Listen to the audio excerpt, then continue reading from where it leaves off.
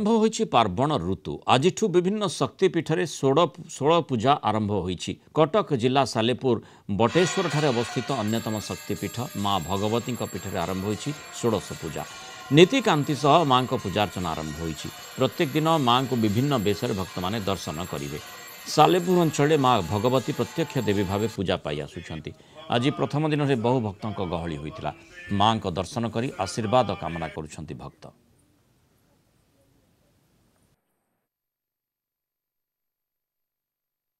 माँ पीठ में आज षोड़श दिनात्मक पूजार प्रारंभिक दिवस। ए पीठ नुहे अनेक शक्तिपीठ गुड़ाक माँ आज पूजा अर्चना आरंभ कर निर्धारित समय माँ नीतिकांति आरंभ कर आमर ए वर्ष षोड़श दिनात्मक बदल में सप्तदश दिनात्मक माँ पूजा अर्चना कारण ए वर्ष सप्तदश दिनात्मक पूजा माँ पार्वण में पड़ी अच्छी। दैवकाल सतुला बाटुला बालभोग सब भोग हम ये सब नीति हुए। बहुत लोक आसनी बहुत लोक मानसिक कर भोगराग करती। अष्टमी दिन आम बहुत रोषे हुए ये बहुत महिमा माँ को जी पूजा कर भक्ति सी माँ पाई सब।